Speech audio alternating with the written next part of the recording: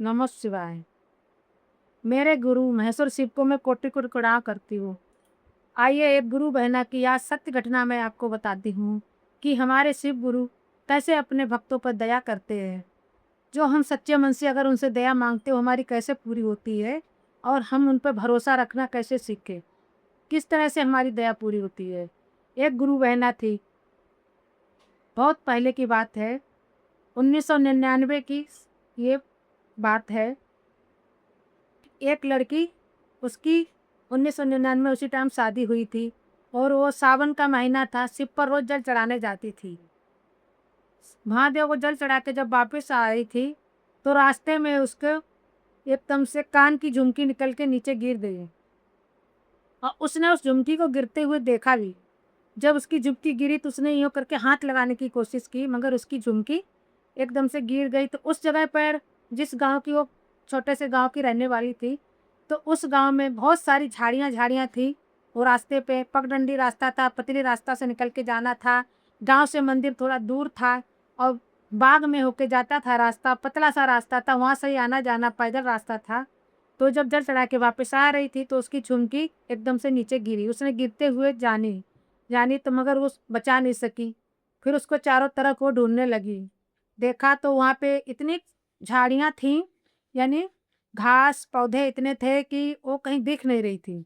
उसने खूब खोजने की कोशिश की, उसके साथ में उसकी माँ भी थी। तो उसकी माँ ने पूछा, "क्या हुआ?"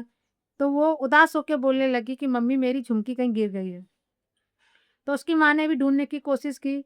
जब वो दोनों लोग ढूँढ-ढूँढ के थक गए तो नहीं मिली, तो वो शंकर जी के मंदिर पे लड़की वापस गई। वापस गई तो वहाँ मंदिर पे पुजारी रहते थे, वो संत थे, तो उन्होंने पूछा, "बेटा क्या हुआ?" तो वो लड़की बोलने लगी कि गुरुजी मेरी सोने की झुमकी गिर गई है, मिल नहीं रही है, तो थोड़ा-सा वो कुछ हँसिया-फँसिया दे दो, उससे मैं काट के घास-वास को काट के ढूँढूँगी। तो वो गुरुजी बोलने लगे कि बेटा घास से ढूँढने से कुछ नहीं होगा, ये महादेव के आगे तुम बैठ के उनसे दया माँगो और 11 रुपए का प्रसाद बोल दो, जो भी तुम्हारी श्रद्धा होवे, जो भी इच्छा होवे, तो महादेव को प्रसाद बोल दो और आपकी झुमकी मिल जाएगी। उस गाँव में शिवलिंग जो था, वो स्वयंभू ही था, बहुत बड़ा-सा शिवलिंग था, सुंदर शिवलिंग बहुत अच्छा था, बहुत सख्त था। तो जो भी वो महादेव से सब माँगते हैं, वहाँ वो मिलता है उस जगह पे। तो वो लड़की ने महादेव के आगे 11 रुपए का प्रसाद की मन्नत माँगी। मन्नत माँग के वो जब वापस आई, तो आके उस जगह पे खोजी तो झुमकी नहीं मिली।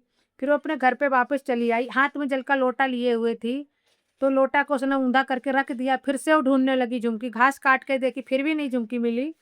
तो घर पे वापस उदास-उदासी माँ-बेटी दोनों घर पे आईं। आके उसने क्या किया, वो लोटा लिया, पहले बर्तनों की डलिया थी, डलिया में बर्तन रहते थे, यानी बहुत ये 20-30 साल पहले की बात है, तो डलिया के अंदर उसने वो लोटा रख दिया और अपनी ताई के घर पे चली गई कि मन इतना उदास था, सोची घर पे रहूँगी तो क्या करूँगी, तो अपनी ताई जी के घर पे चली गई बैठने के लिए, थोड़ा मन शांति हो जाए। तो उसकी मम्मी ने क्या देखा कि उस डलिया के अंदर एक झुमकी पड़ी हुई है और जबकि उस लड़की ने अपनी ये पहने हुई एक झुमकी वापस बची थी, उसको निकाल के तिजोरी के अंदर रख दी थी।